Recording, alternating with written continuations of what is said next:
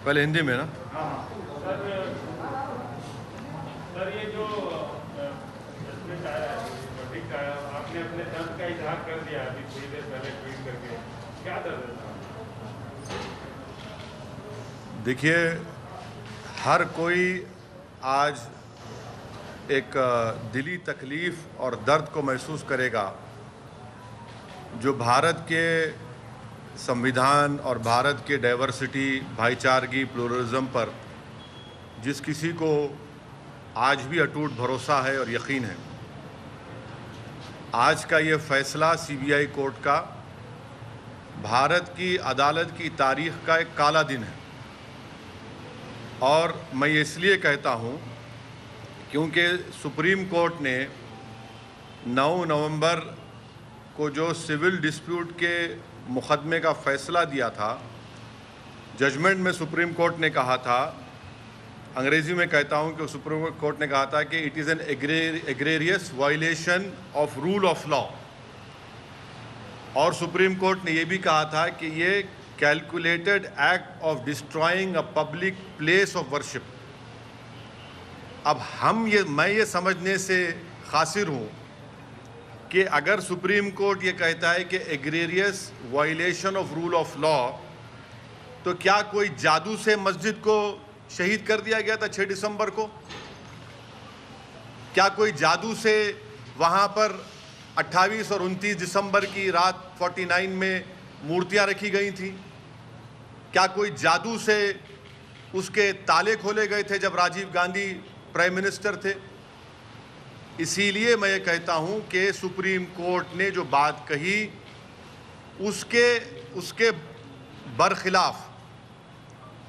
उसके बरखिलाफ आज ये जजमेंट आया है।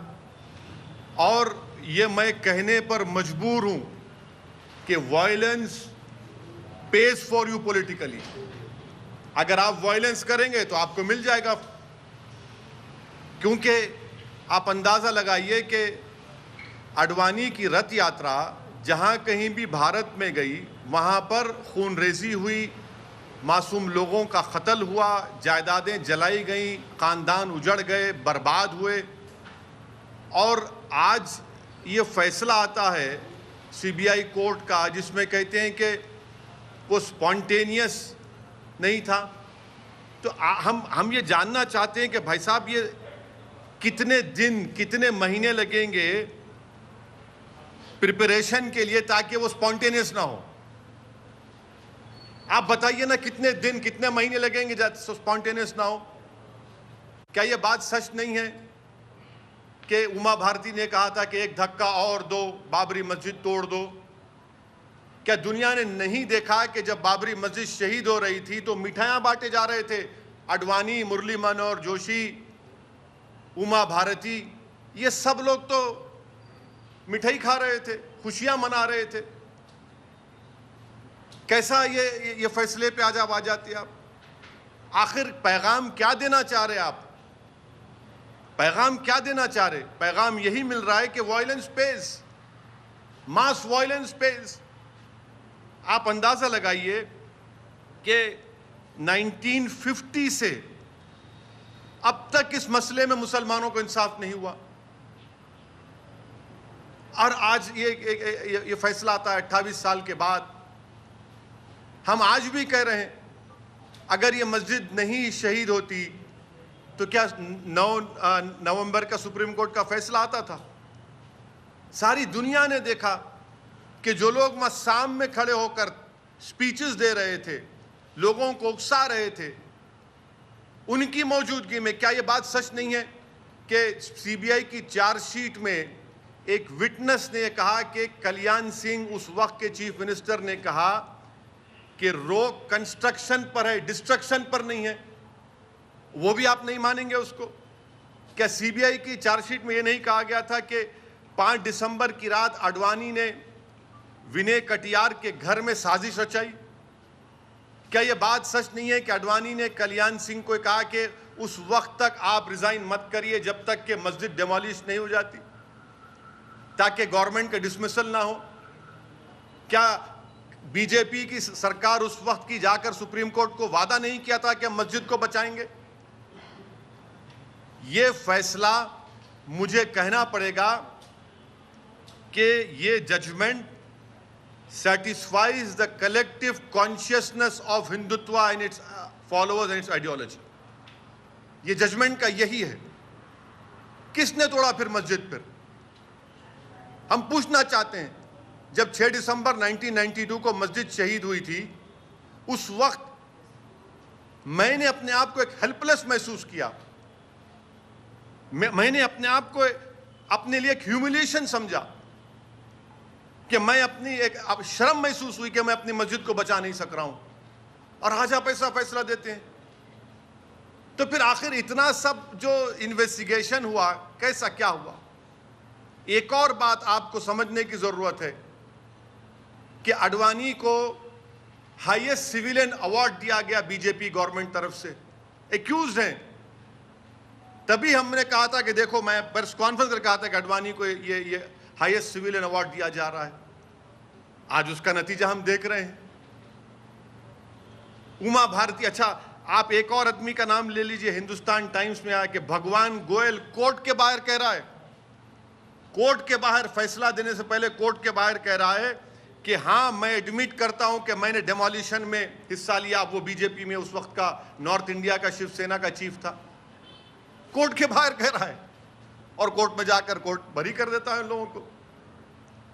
तो ये मेरे लिए बहैसियत एक भारत के मुसलमान के लिए, जो मैं 6 दिसंबर 1992 को जो मुझे एक ह्यूमिलिएशन और बेबसी जो मैं महसूस किया था, आज मैं वही महसूस कर रहा हूं। इंसाफ नहीं हुआ इस मसले में, इंसाफ नहीं हुआ इस मसले में। जिन लोगों के इशारे पर, जिन लोगों की मौजूदगी में, जिनके तकारीर के जुमलों पर ये वायलेंस, तशद्दुद हुआ, क्रिमिनल एक्ट जिसको सुप्रीम कोर्ट ने कहा, आज वो पूरे के पूरे बरी हो गए। अब मुझे ये नहीं मालूम कि सीबीआई अपनी इंडिपेंडेंस को बरकरार रखने के लिए अपील करेगा या नहीं करेगा, और मुझे ये भी नहीं मालूम कि अगर अपील करेंगे तो कितना टाइम लगेगा अपील की सुनवाई के लिए। मगर अपील करना चाहिए। ये नाइंसाफी पर मबनी है, बिल्कुल नाइंसाफी पर मबनी है।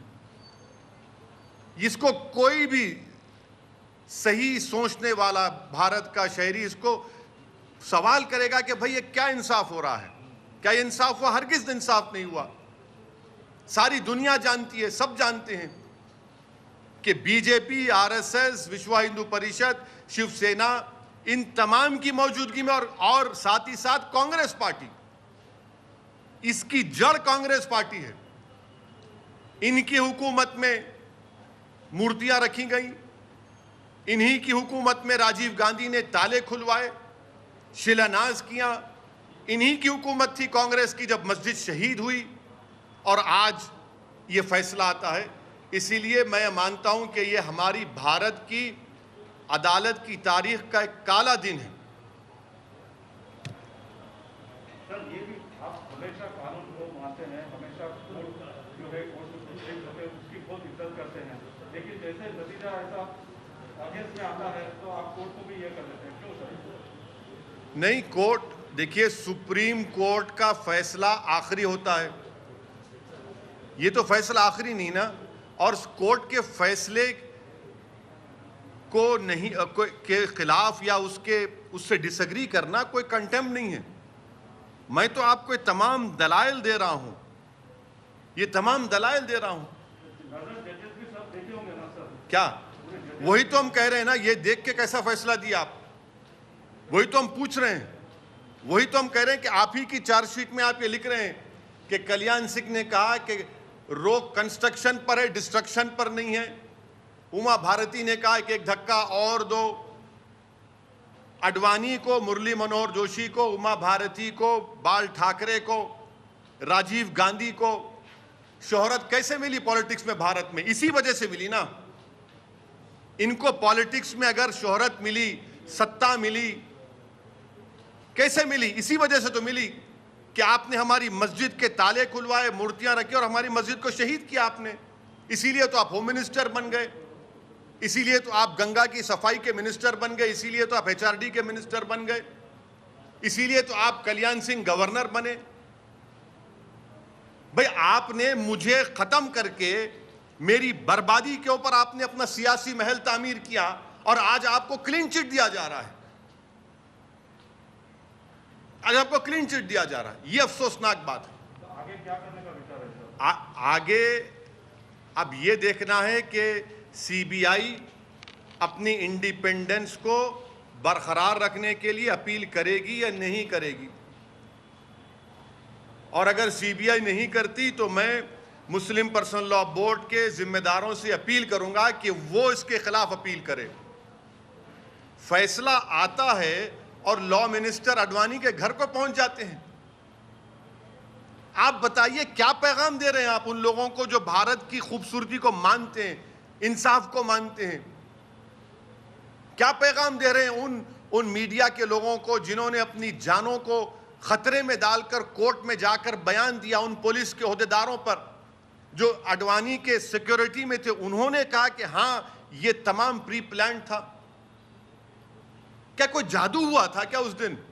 फिर किसने किया मेरी मस्जिद को शहीद? बताइए ना आप, मैं जानना चाहता हूं मेरी मस्जिद को शहीद किसने किया? फिर अगर मुरली मनोहर जोशी, अडवाणी, कल्याण सिंह, बाल ठाकरे, ये 32 एक्यूज, विनय कटियार, जिसमें नरसिम्हा राव भी शामिल है, कांग्रेस पार्टी, राजीव गांधी, इनकी हुकूमत शामिल, किसने किया? फिर बताइए ना।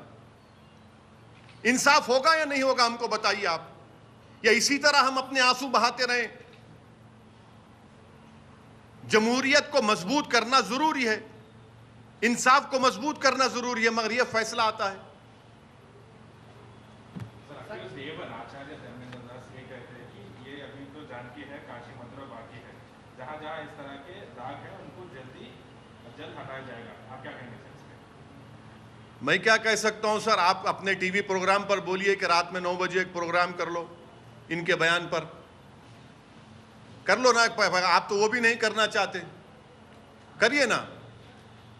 आज आपने बाबरी मस्जिद की डेमोलिशन में जिन लोगों पर क्रिमिनल केस था उनको एक्सोनरेट करके आपने उनको पैगाम दिया है कि चलो आगे चलो, काशी और मथुरा को जो करना है करो, हम तुम्हारो क्लीन चिट देते जाएंगे। जहां तुम्हारी आस्था का मामला आएगा हम उस पर तुमको मदद करते जाएंगे। तुम ठहरो, तुम मुंह अंदर घुसकर उसमें ईदगाह में अब दोबारा मूर्ति रख दो, हम तुमको दे देंगे वो। यही तो हो रहा है ना। आप अंदाजा लगाइए रूल ऑफ लॉ फिर क्या होगा। रूल ऑफ लॉ इससे क्या होगा? सुप्रीम कोर्ट ने कहा non egregious violation of rule of law. तो क्या रूल ऑफ लॉ का वायलेशन नहीं हुआ? सुप्रीम कोर्ट ने कहा calculated act of destroying a public place of worship, और आप कहते हैं कि स्पॉन्टेनिटी नहीं थी। फिर क्या होगा? श्री कृष्णा कमीशन मुंबई में, उसका इंसाफ नहीं हुआ। अरे कितने कितने वाकयात जहां पर फसादात हुए मुसलमानों के लिए, दलितों को इंसाफ होता ही नहीं है। और आजकल आप आज शाम से आप सुनेंगे कि ये जो बड़े बड़े ज्ञानी लोग हैं, लुक अहेड, भूल जाइए, आगे बढ़िए। अरे आगे कैसे बढ़ेंगे हम? आगे कैसे बढ़ेंगे? सारी दुनिया की आंखों के सामने 6 दिसंबर को मस्जिद को शहीद किया गया, डेमोलिशन किया गया। मैं भूल जाऊं? क्या क्या भूलूं? बताओ मेरे से आप। कितने मेरे बर्बादी के दास्ताने फसाने तुम्हारे सामने रखूं ताकि तुम्हारे इस कलेजे में जो अगर दिल है तो उसको धड़कन हो, उसको तुम मेरी तकलीफ को महसूस कर सको। क्या पैगाम दे रहे हैं आप इस फैसले से? हम उम्मीद करते हैं कि सीबीआई अपनी इंडिपेंडेंस के लिए अपील करेगा। मुझे नहीं मालूम करेगा नहीं करेगा, तो मैं तो गुजारिश करूंगा all India Muslim personal law board के जिम्मेदारों से कि वो अपील करें इस जजमेंट के खिलाफ।